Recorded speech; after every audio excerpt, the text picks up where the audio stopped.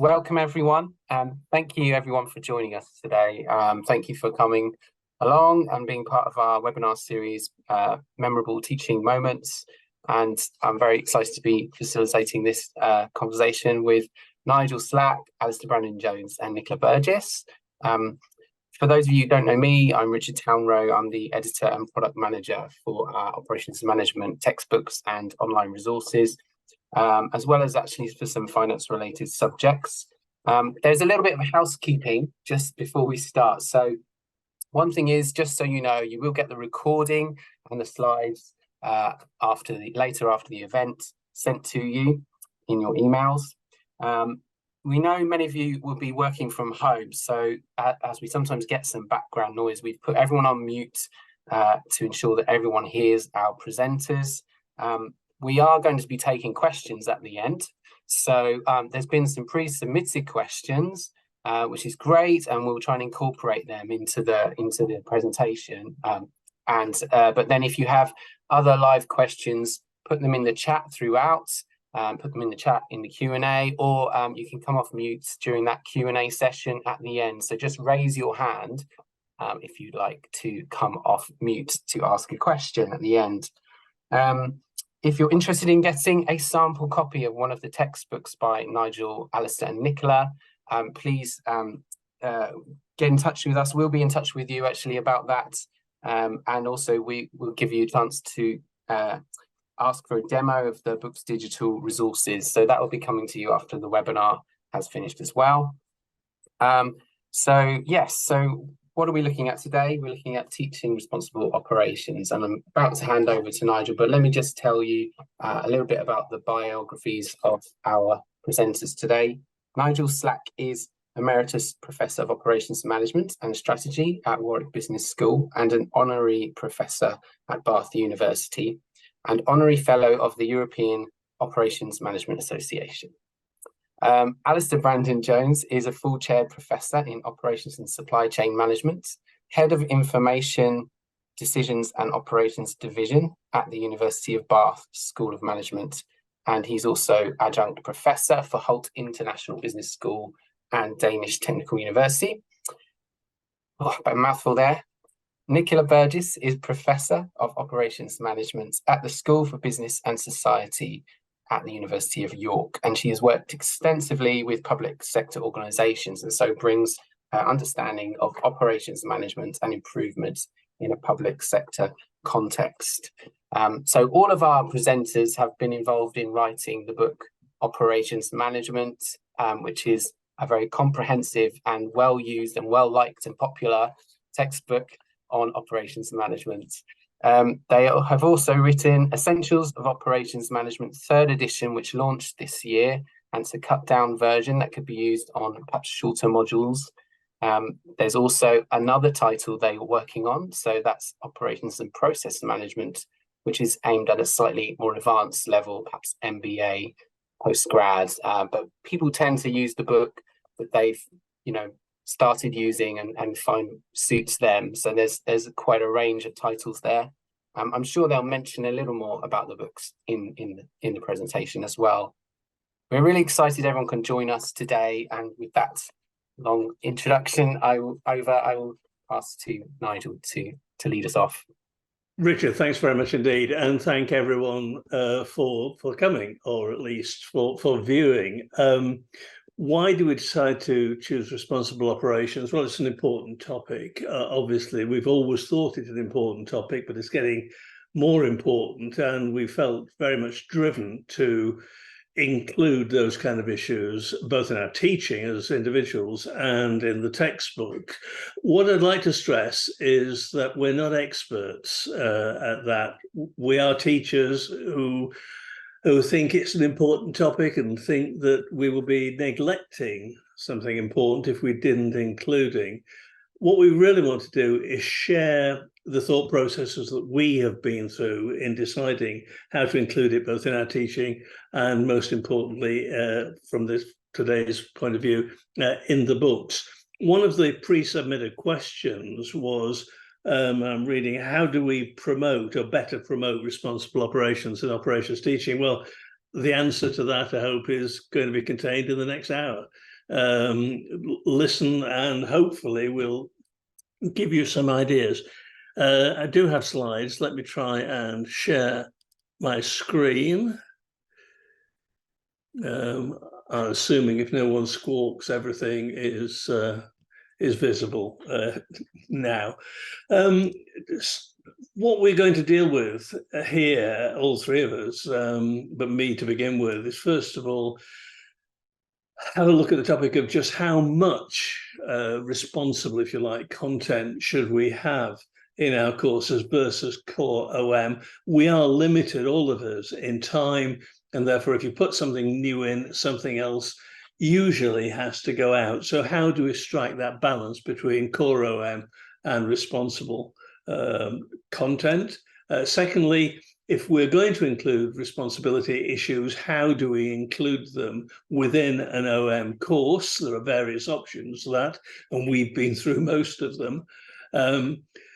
Thirdly, we have included in all editions now responsible operations features in every chapter of the text that try and look at the connection between the topic covered in the chapter and various issues of responsibility and sustainability. How can we use those in our teaching?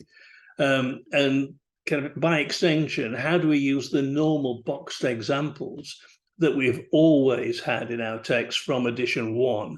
How can we use those as responsible operations learning exercises? And finally, we have a new case written by Nicola around Fair Share, a UK-based charity that takes an organisation where responsibility is one of its core issues, and one can use it to think about operations management issues. So that's the agenda. Start off perhaps by saying how we see sustainability and responsible operations. Well, we use the triple bottom line model that is both common, well used, and actually students seem to respond to it. It's relatively easy to understand people, planet, and profit being in some kind of symbiosis. But more importantly, to kind of try and put that within a broad ethical framework. Another one of the submitted questions, and it's a really good question, is that how do we deal with the issue of what is responsible varying throughout different parts of the world? That is a very good question indeed. And the answer, I suppose, is to try and look at it in the context of how ethics varies, or at least how ethical norms impact prioritization in different ways in different parts of the world.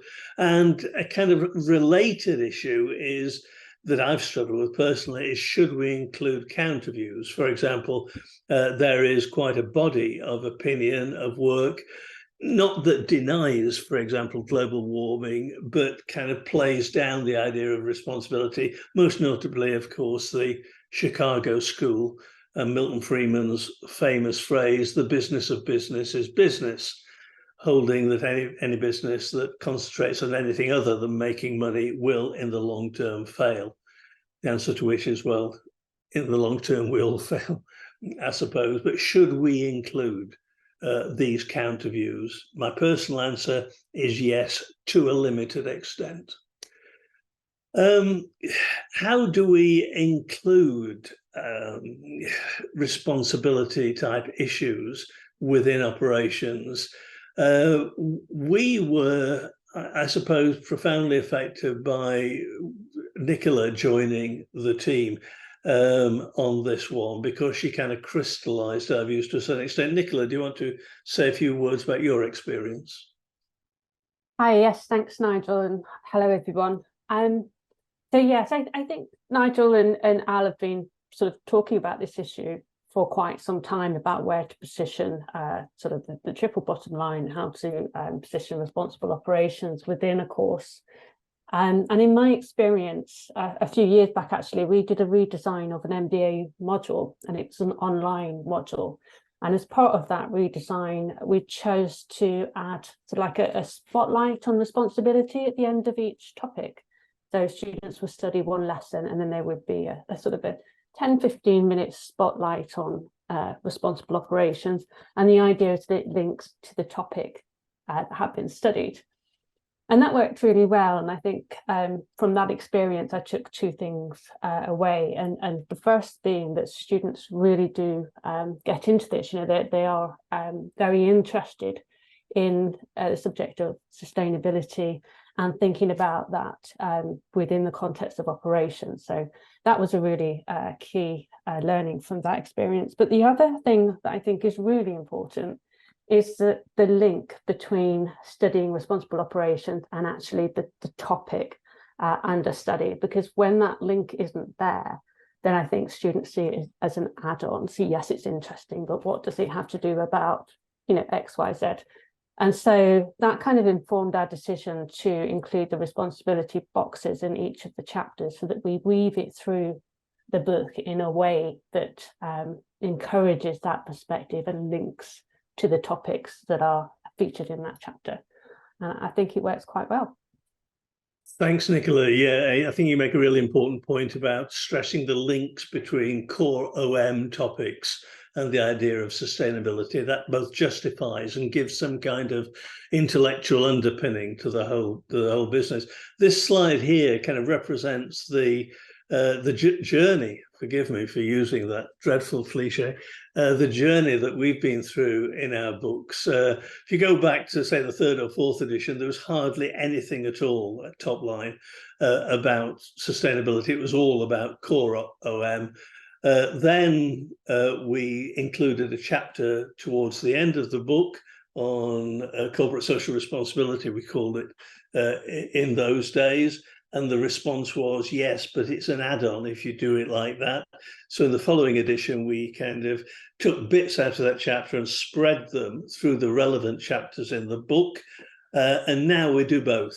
Now we put in the sustainable operations boxes, as Nicola talked about, and other topics within the chapters. So we've made that transition, interestingly, both in the books, but also in our own teaching. Why are we emphasizing responsible operations? Well, a whole number of reasons that overlap. First of all three of us believe it is clearly an important and urgent issue.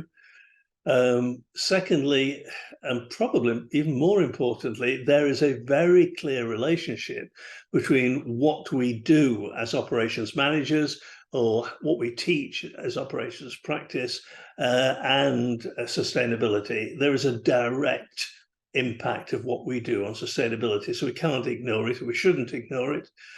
Thirdly, from a corporate governance and investment point of view, the ESG, environment, social and governance movement, has in the last 3 or 4 years had a huge impact on the way stock markets value companies' performance in responsibility issues. Of course, the students that we teach find it a particularly engaging topic, as Nicola referred to, and allied to that is fashionable. Now, I don't mean to be derogatory by saying, look, it's fashionable. What I mean is that one can leverage responsibility issues to emphasize the importance of operations theory to that. The issue here varies. When I have been talking, since we decided on this topic for the webinar, I've been having calls with various colleagues around the world. And this is by no means a methodologically sound investigation, but there's a whole set of responses. A couple of the people that I talked to, for example, here's one quote from one of them. I always start my course with an ocean scientist talking about the reality of global warming. It sensitized students to environmental issues.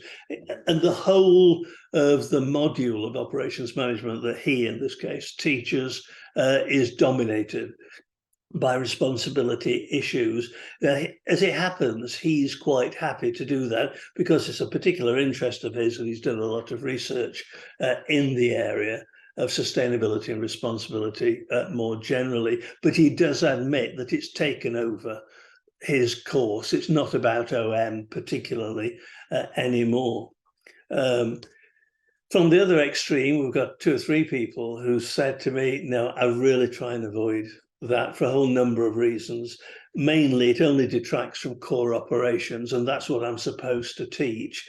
One of them also said it's also controversial in some of the teaching I do, and I just want to avoid getting involved in that kind of controversy. Most people are somewhere in between. There's a spectrum, is what I'm saying. And I think what we all have to do individually is decide where we want to be on that spectrum, because it has important pedagogical effects on how we structure a course and how much sustainability issue we include within it.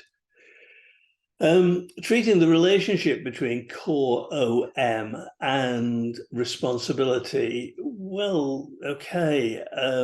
Again, as Nicola referred to, what's really important is the relationship between them. And I see that as having 2 components. One, I've already mentioned, which is to try and uncover how operations impacts responsible performance. So the way we deal in inventory management with surplus stock, what implications does that have? For example, branded goods destroying or sending expensive garments to landfill is clearly an ethical issue. Almost everything that we teach has some kind of responsibility impact. We need to make that clear when we teach them. But also there's another, perhaps even more issue, which is how does the whole responsibility issue govern the trade-offs that we make all the time in operations? Let me give you an example of that latter one.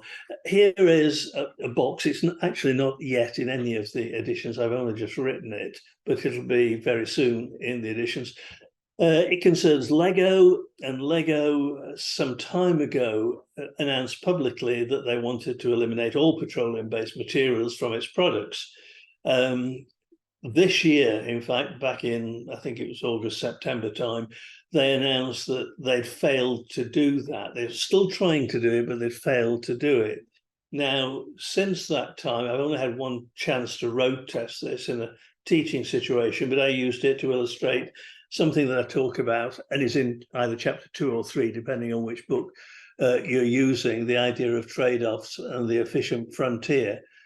In this case, an efficient frontier between ideas of sustainability and ideas of durability and quality. And of course, Lego bricks have to be incredibly precise and tough in order to fit together without falling apart, and without children struggling to be able to, or even their parents struggling to put them together. So here we have the efficient frontier as it exists between sustainability and durability / quality. We have the current level, that's where Lego are traditionally, but we have a minimum level, certainly, of durability / quality. What Lego have tried to do is that. In other words, increase sustainability of their materials without reducing the durability and quality of their products. In other words, what they've been trying to do is push the efficient frontier out, which is what operations improvement is all about. Actually, the whole purpose of improvement is, to some extent, to push that frontier out. They've failed to do that, and what they've done is that they have improved sustainability, but the durability and quality of the products fell below what they regarded as a minimum standard. Now, the issue here is that we are using a sustainability-based example to illustrate what is a conventional operations idea that we'd probably cover anyway, and we'll come back to that idea in a bit. The responsible operations exercises that we've started putting in all the chapters, every chapter has this one, and what we've started doing in the latest instructors manuals that will be available very soon is suggest exercises around those features, around the responsible operations feature. Here's one looking at, in this case, chapter 2 of the operations and process management book, that uses a model called the Carroll Pyramid to think about prioritization in ethical and sustainable issues. And what I'm saying is, in this exercise, is read that again and take two operations. One is a video game publisher and the other is a manufacturer of potato chips. And what might these levels mean for those two operations? Talk to your neighbour, sit down, divide them into teams, think about it, however you want to run that particular exercise. I've done this once, it works quite well. Here's another one. One of the boxes, in fact, in chapter 1, we quote a piece of research that says basically there are three broad classes of why companies do this kind of thing. Because they're altruistic, it's just a good thing to do, that's the goodness of their hearts. Because social responsibility and operations management objectives coincide, very often that's to do with cost minimization, because you also are reducing materials usage as well, or because there's some other business benefit, either in terms of how you're perceived by the outside world or in market terms or whatever. So here, I won't go through these. Here are three examples, real examples as it happens, but I've disguised the companies. One, I think it was Danone in reality, yogurt manufacturers stopped putting those little plastic caps on their pots.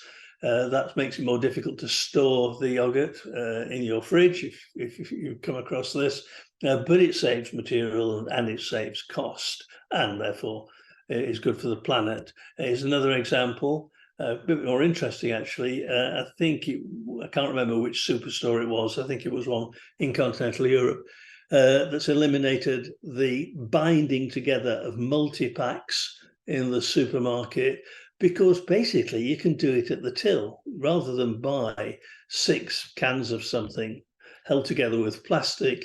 If you buy 6 cans of something, the software in the till in the cash register can automatically sense it and give you the discount. And here's another one of a merchant bank in this case saying, look, what we're going to do is allow you 4 hours a week to do pro bono for free social projects that are useful to society at large. So give those 3 examples, say to the students, to what extent do each of these motives for being responsible apply to these? And like so many of these examples, it opens a debate. It opens a discussion that's useful. Al, this is one of yours. Do you want to?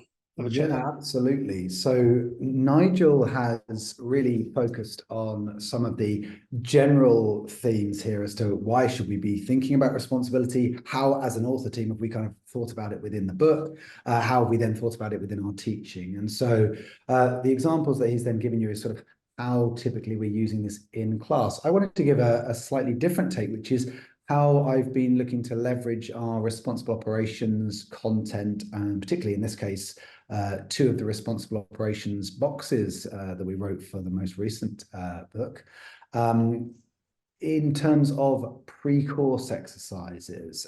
Now, that could be in terms of either assessed or unassessed. I'll come on to that in a moment. So we have a nice box around the gig economy in our capacity management chapter, and another box around environmental and ethical practices in supply networks. So issues of how do we set expectations potentially in a very Western perspective and impose those into the global South, for example, and what are the ethical dilemmas of that? And so these are really live debates right now. You know, there are many people who believe that the gig economy is entirely unethical. There are others who think that it's really beneficial from a kind of flexibility perspective. There are those who believe that we should have absolute standards for our expectations for our suppliers, and if we don't, then that's totally inappropriate. But then there is a sort of the nuance of, yes, but we also have to understand that in developing countries, there are different kind of norms, and therefore there are major risks. If you take away a supplier's work because they don't meet a standard, you actually do more harm than good. So some of these boxes lend themselves particularly well to kind of debates and discussion. And so if we go to the next slide, what I did for a recent course on this was to set a short pre-course reflection assignment where all the students were expected to read these 2 responsible operations boxes, and these are forthcoming in the operations and process management book that will be coming out in 2024. And the job was essentially to write a short reflection on one or the other of that, just a 100 or 200 word sort of paragraph, couple of paragraphs. And importantly, also part of the task was to respond to at least one other post with a very short reflection. And all that, this particular one was a requirement. It was worth 10%. It was essentially if you do this, you get your 10%. If you don't, you get your 0%. So it was it wasn't a graded thing. What you can see from the next slide is some illustrations of what kind of energy that generated. So this was an initial post by one of the students. It's fair to say one of the stronger students, but this is pretty indicative of the kind of length of content that were posted. So firstly, more than was expected, more than was required. People who've really engaged in this, gone and read around. We had some posts where you've got lots of references and everything else coming through, and really kind of reflecting on that kind of balance between the pros of allowing operational flexibility to be able to deal with unpredictable demand patterns, et cetera, very operational reasons why this is good to allow, in this case, the gig economy to flourish, but also some of the concerns around how this has impacts on things like compensation and benefits and et cetera. Now, if you go on to the next page, what you'll see here is this is just a kind of screenshot of the various comments that came back in relation to that particular post. And then if you just animate one more, Nigel, you'll see sort of an example of this. I fully agree with you, X, as in the student. The gig economy presents a dynamic solution for businesses dealing with unpredictable demand. Its flexibility can be a game changer in sectors like transportation and services, as you've mentioned, but it is indeed crucial to ensure fair treatment and benefits for gig workers to maintain ethics and attract talent. As you very well put it, balancing flexibility and responsibility is key. Now, you can see a comment like that. One, it reflects the nuance of the debate. And I think that's really good because it kind of illustrates that there are rarely right or wrong answers with a lot of operations. It's about perspectives and alternatives and understanding context. But it also, through these discussions, it generates a mindset that people bring into their class. It generates an idea of, actually, you're not going to stand and just listen and be told stuff. You're going to need to engage in debates and discussions on lots of other things. Another great thing that this sort of pre-assignment does is it just gets a whole load of energy before your first class, because as you walk in, you can refer to some of these excellent posts. You can bring a few up to share stuff you liked.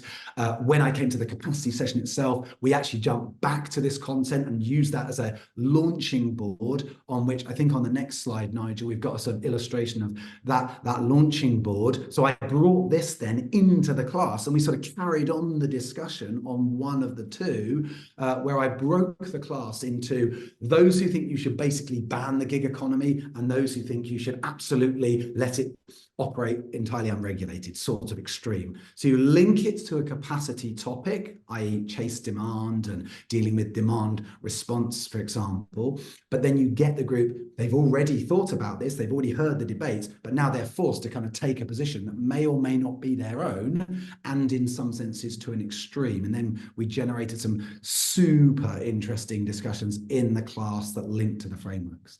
So there's I guess, an illustration of how any individual taste box that we have in these chapters can really be leveraged to generate either a pre-class assignment, be it assessed or unassessed, generate some energy and debate, generate a mindset of discussion and critique, and then also can be leveraged in a class setting, as sort of Nigel's example gave, and this one again gives as well. Thanks, Al. Of course, there are plenty of examples, as well as the responsible operations boxes in the books.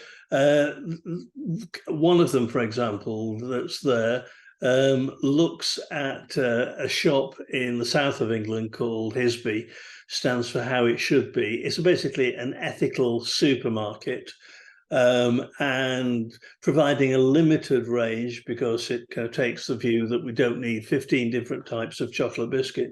We should do with 2 or 3. And because the limited range, that allows it to save waste and therefore save costs. Issue with that particular example, once one has talked through it with the students, is what limitations does its stance on sustainability and responsibility place on it? And broadly speaking, it can operate in certain parts of the world, but not other parts of the world, and it finds it really difficult to scale up its operations. You couldn't imagine it becoming a huge supermarket for capacity economy of scale type issues. Here's another example that's been in some of the editions of some of the books and still is in some of them. It looks at Patagonia, the outdoor clothing manufacturer. It's a B Corp, so you can look at B Corps as an issue if you wanted to. Users triple bottom line, famous for its "don't buy this jacket" advert, which basically said don't buy this jacket. If there's any life left in your old one, repair your old one rather than buy ours, which sounds counterintuitive. Of course, what it does do, first of all, it's outdoor clothing. And it's very high margin outdoor clothing, very good quality, but very high margin.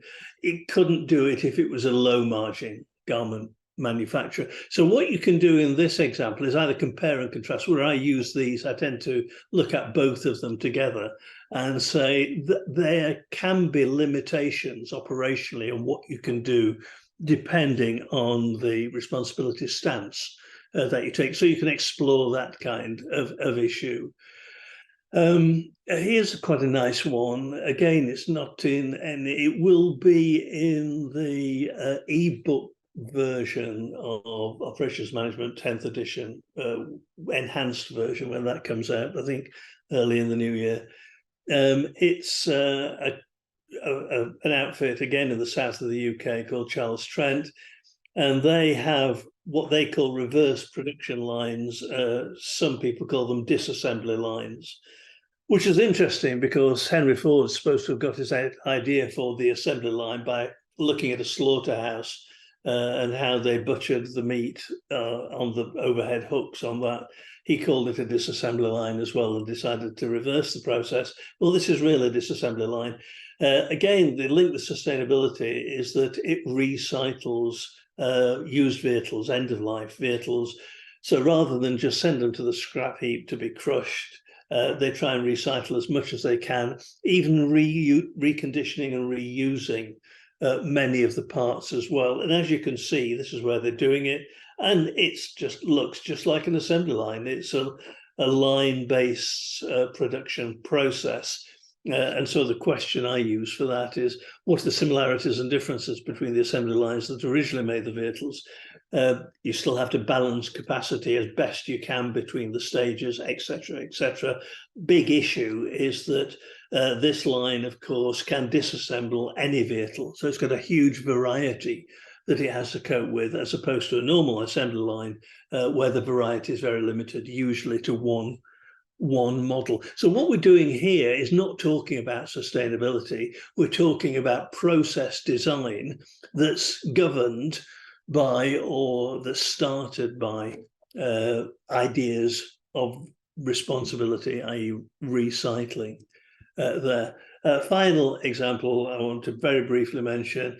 Here is an example from Singapore. It's a premium beer called New Brew. There it is. And this is the advertising blurb that goes with it. Made with only the finest ingredients, premium German barley malts, automatic citron, calypso hops, farmhouse yeast from Norway, and reclaimed sewage. Oh, disgusting. It is disgusting. Students love this. One question, of course, is why are they doing it? Why would they? The simple answer. Make sure that you have a can when you do this exercise, because you know, the physicality of the hook is going to work really nicely. It would be great, that, wouldn't it? I don't know whether it's available outside Singapore, actually. Well, that's a shame. You potentially, I suppose, you could get yourself a can and then, you know, photocopy a little thing and stick it on, because at distance it probably wouldn't matter too much. You'd probably break all sorts of you know, IP, but even so. Ashamed of you, Al. That's cheating. But anyway, the idea of this, of course, is to do with networks and supporting people. Basically, it's the Singaporean Water Authority who want to promote the idea of their recycled water, recycled sewage, because Singapore is short of water, recycled sewage being as pure as any natural rainwater derived or a watercourse derived water. Right, our new case. Nicola, over to you. Thanks, Nigel. I'm just nodding along with you talking about that example. And I just, you know, you can assure me as much as you like, I just can't see me taking a swig from that can. But anyway, it's a great example. So it's over to me then to share with you our new case study about Fair Share UK, which is a charity, and their mission is fighting hunger through tackling food waste. It's a new end of chapter case for the latest edition of Operations and Process Management. So that's edition 7 coming out in the new year. So I think early next year, February, March time. And it is also featured in our digital update to the 10th edition of the Operations Management textbook that was published last year. So you should be able to get hold of this case study fairly soon. So just to talk a little bit about the purpose of this case, is it's to get students thinking more deeply and more critically about quality.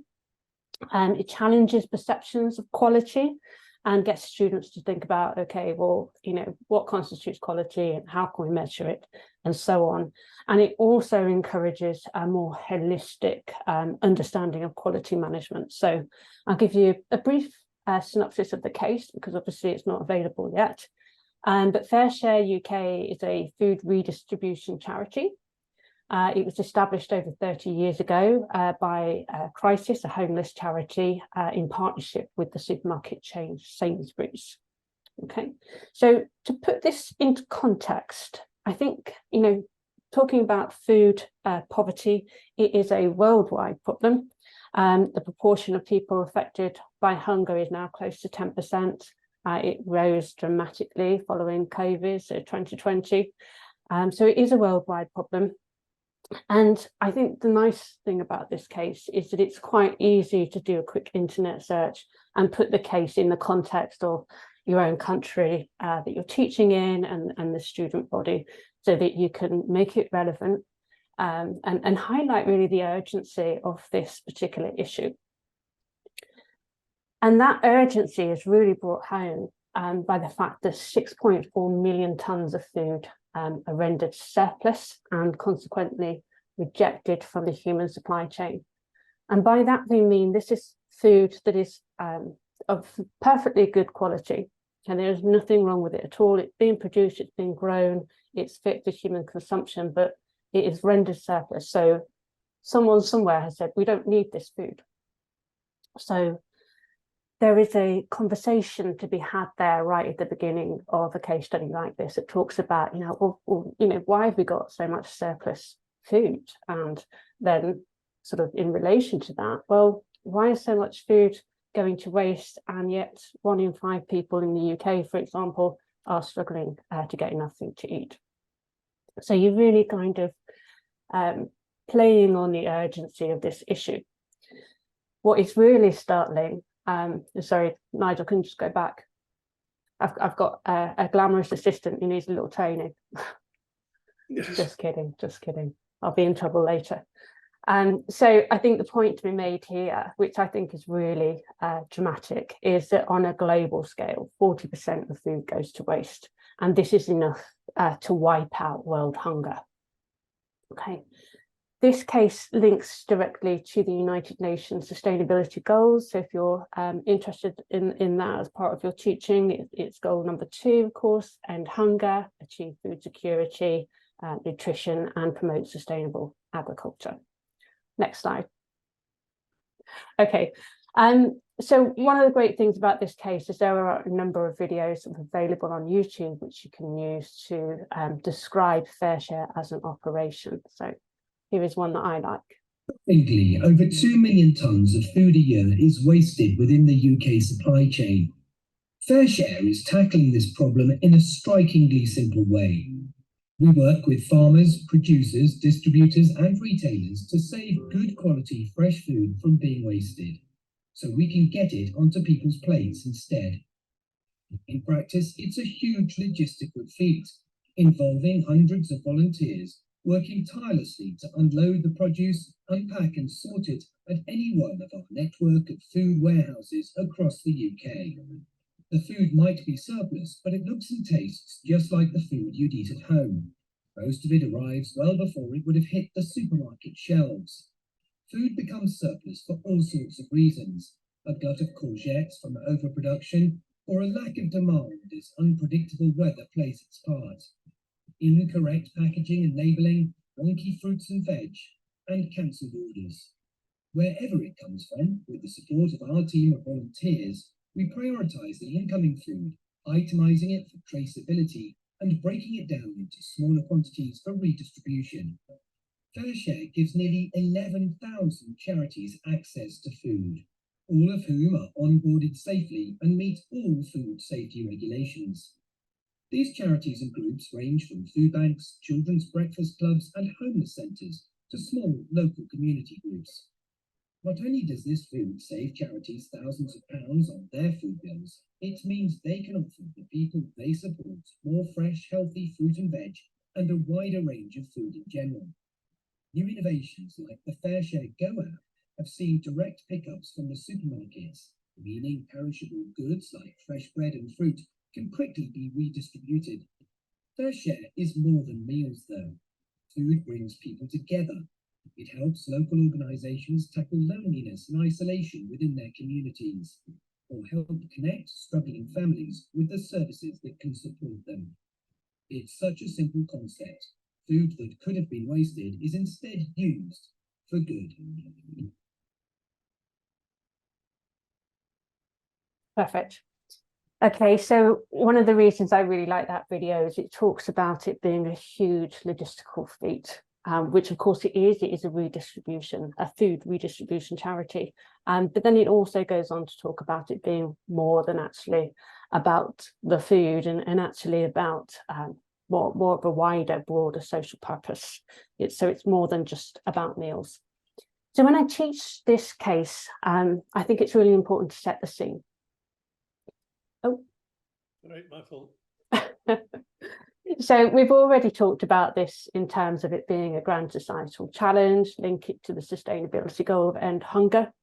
As I said, you can quite easily draw down statistics and facts about hunger and food poverty and so on, and make it relevant, but also make it global. And the point here is that there is a seemingly simple solution. And so the idea here is that we are trying to tap into student motivation and energy about an issue that they care deeply about, in order to encourage them to draw on their understanding of their own theory and practice and think about, well, how can I use this knowledge to solve this problem or to address this problem? Okay. So the first thing that we do is we ask students to define quality, which I'm sure you might expect, and in the context of FareShare. And of course, within the books, we identify quality or we define quality in user-centric terms. And so it's about customers and meeting customer expectations. And so when answering this question, which might on the face of it seem quite an easy question, we encourage students to think more deeply about who is the customer, to think about external customers and internal customers. And then what is the quality specification in this context? Okay. And is it more than we thought? So we might start by doing a simple diagram of the operation. You have your suppliers on your left, your customers on the right, and then fair share in the middle. And of course, as noted in the video and described in detail in the case, there are an army of volunteers that contribute to this operation. Of course, it's a charity, so without them, it just wouldn't function. But looking at the volunteers is actually really interesting, because these volunteers tend to come from many walks of life. So some of them might be retired and they want to give back to the community. That's quite normal. But there will be a significant number of volunteers who actually are not in work at the moment. So they might be taking a break for whatever reason. Those people may not be able to afford food themselves. They may be suffering from isolation, so they'll have social needs, nutritional needs, and having been absent from the workplace for whatever reason, they may also have training needs.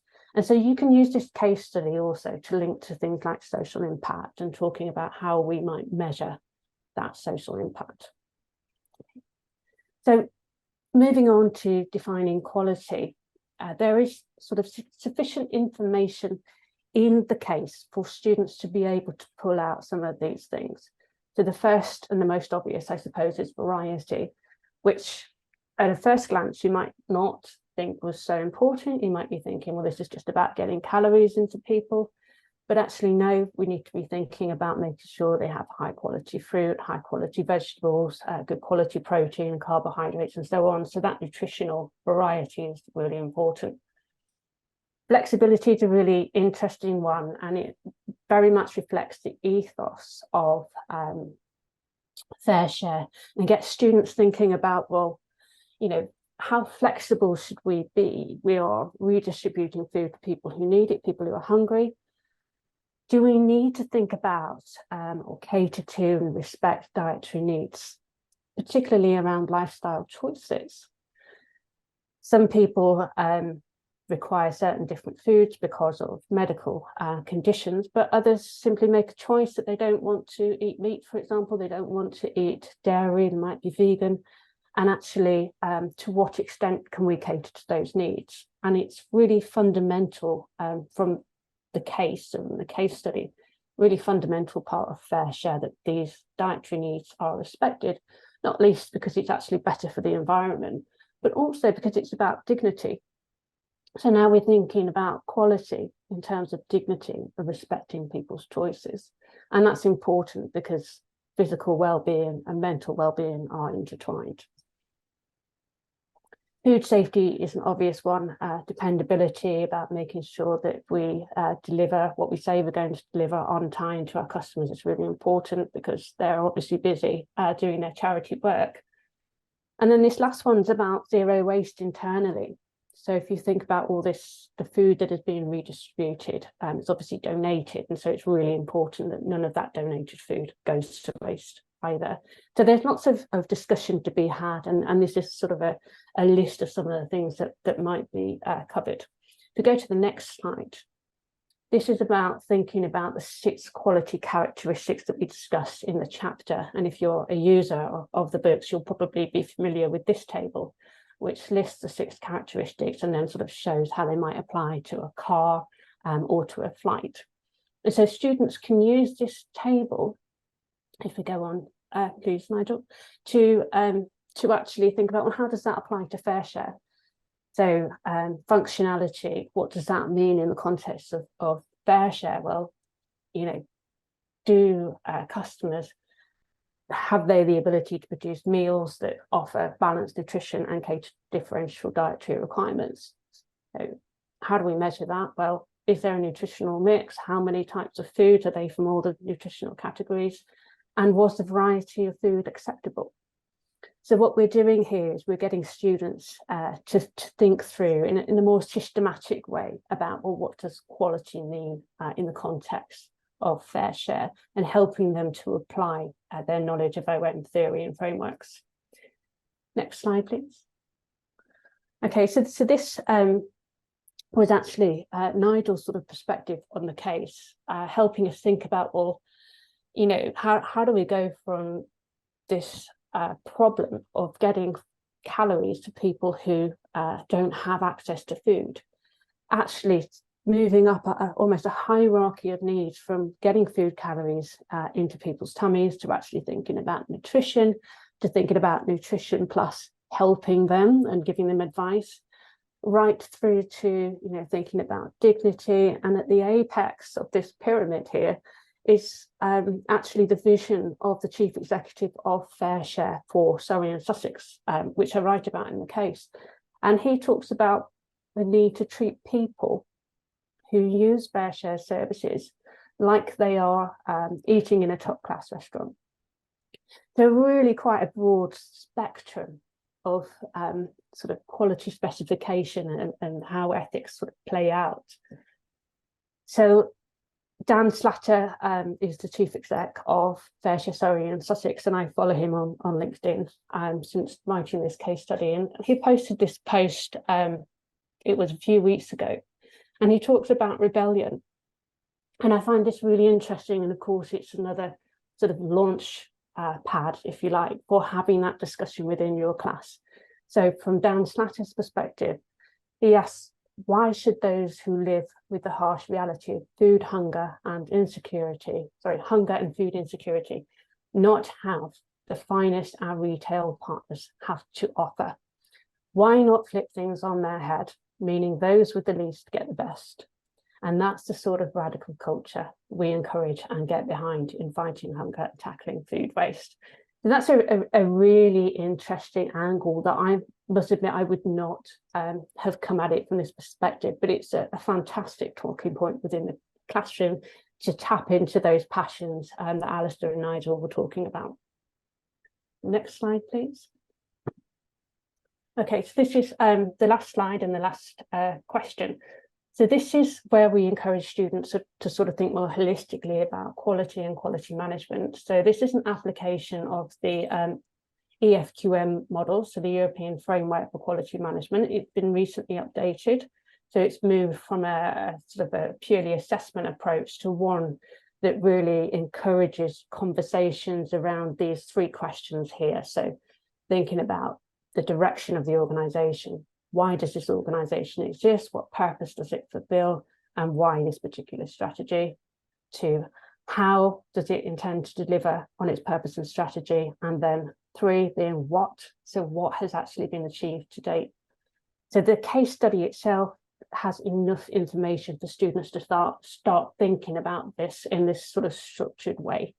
And I would also add that we also have a detailed teaching note that goes with this case study to help within the classroom as well. So I think that's it from me. I'll just leave you with, I think, my last slide, Nigel, which just makes this point, which I think all three of us have made, in that thinking about responsible operations and using case studies of social enterprise charities and other not-for-profits offer students robust learning opportunities, because we are tapping into their energy and their motivation for issues that they care deeply about, which can create fascinating conversations within the classroom. Back to you, Nigel. Nicola, thanks very much indeed. I'd just like to reinforce Nicola's point there, and she says a point that we'll believe in, which is rather than talk about responsibility issues as a separate aspect of operations, to legitimate them within OM, you have to blend OM theory, OM ideas with responsibility performance in some way. That last case very much.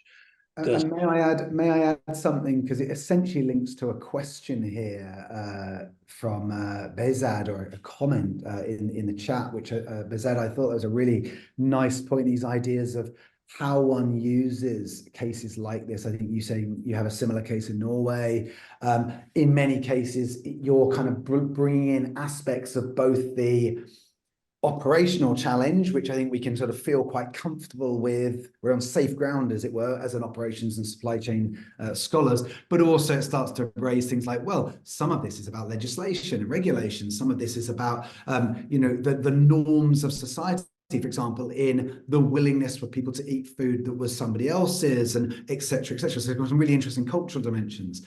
And so I think you're absolutely right to highlight that in some ways, you have that balancing act of how wide do you go when you are still fundamentally teaching an operations course. So I think we're quite lucky here at Bath because we have a core operations course, but then we also have a responsible operations elective. And so sometimes, one can kind of touch on the ideas and then say sort of more to follow. Just like if I was saying, how much should you talk about project management in an operations management kind of core course? Well, it depends if you've got a project management elective following. If you have, you can maybe only spend a relatively small amount of time on that subject area or on supply chain management as an area. If you know that this is literally all they're getting, you tend to bring more in. So I think some of it's about understanding the context of not just your course, but the overall program of study that a student's going through and thinking, where are they getting certain content? In a similar way, for example, when Nigel is teaching operations management, he may bring in quite a lot of operations strategy to the teaching because he's a real expert in that space. But if he knows that there's an operations strategy elective being delivered by someone, he might feel, he's got to dial that down slightly because you don't want to sort of steal the thunder. But yeah, I think there's a really interesting dilemma that you raise of kind of how far away from our core subject do we stray, if you will. We've made the choice in the books, to your final point, that we haven't now got a sort of separate chapter on sustainability or all those kind of really broad issues, because if we go back in time, when we introduced chapter 21, there was a lot of positive response to it. It's like, oh, great, you're finally kind of really explicitly talking about sustainability. Ironically, we had talked about it in earlier versions. It was just not maybe as explicit, but there was also a counterpoint. And I certainly felt that personally, that it was kind of, it did the job at the time to say, we really need to shout about this. Rather like, sometimes you have to have a chapter on technologies, but then at some point it's like, well, technology is just subsumed into all subjects, so it may no longer need a chapter that's separated out. And that's when we move towards having it much more integrated within every chapter. But then, of course, I remember, Nigel, if you remember at the time, we had people saying, what happened to chapter 21? Have you stopped caring about the environment? Have you stopped caring about people and workers? This is outrageous. It's like, no, it's all here. It's all here. So ironically, some of the responsible operations features in the last chapter is to essentially re-highlight what's already there, but also we've supercharged it because every single chapter we've now explicitly thought about how issues of responsibility speak to those subject areas. Yeah, when I was talking to one of the people in my little survey that said, look, I just don't get into it. One of the reasons that she, in fact, did that was that she said, look, I am constantly having to rein back the discussion going entirely in a sustainability direction, and the course becomes that.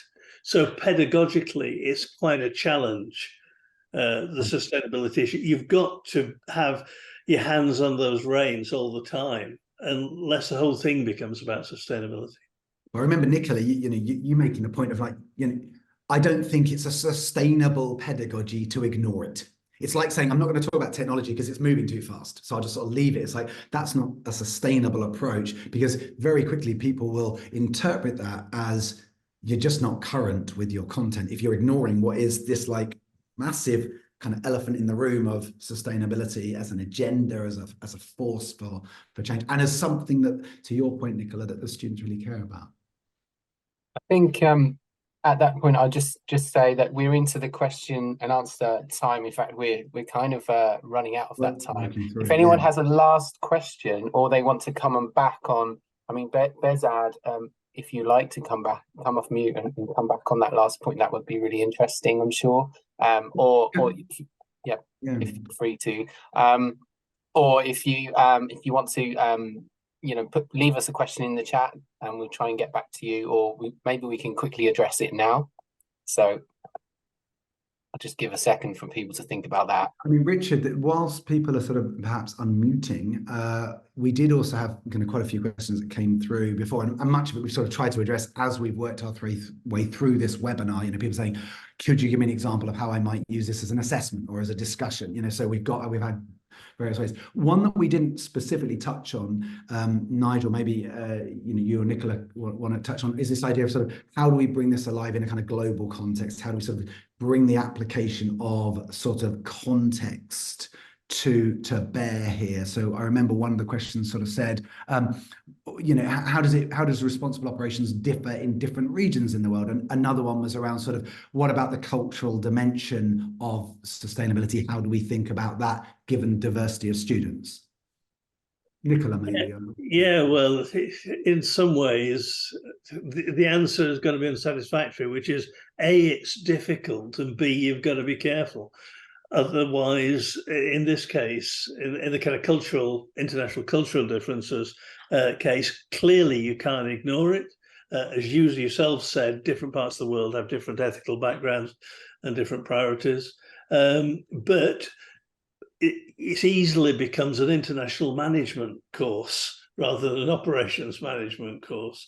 So I think with all these, whether it's the technology you mentioned, sustainability, international ethical and cultural differences, we are continually making, in a dynamic sense very often, that balance between them.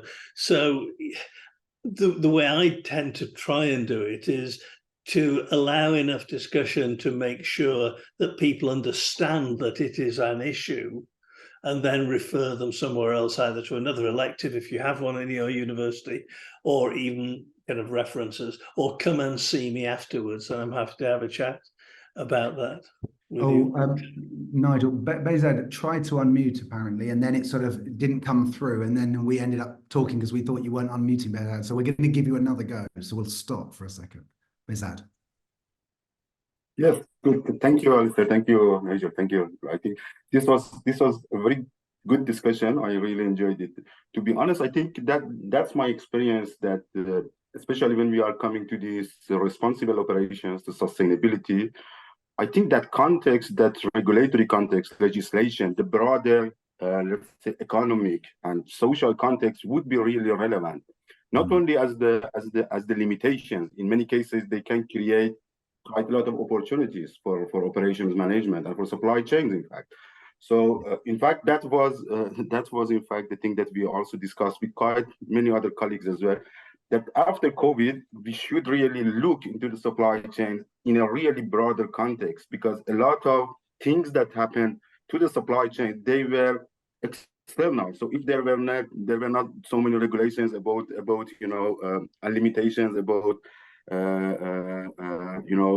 movement of goods, many supply chains they could operate. So I want to say that many things they were external, and that implies that maybe we need to sometimes look at the operating system of the supply chain in a broader legislative and socio-economic context. But of course, this is a course on operations management. And we should teach the students those core aspects of operations management as well. And it might be a bit tricky, because if we are really forward thinking, maybe responsible operation is the future operations management. So we should really redefine all those concepts in a way that they are contributing into the sustainability. They are contributing into a responsible operation in future. So I fully agree with Nigel that we should really have the core. We should teach the students those core skills of operations management, but maybe we need to also redefine some of those core skills, considering these new trends like digitalization, like sustainability, like responsible operation. And maybe we need to, in a time run of, I don't know, 10 years, a decade, maybe we need to redefine many of these concepts. But thank you very much. I really enjoyed this discussion and also the points that you raised.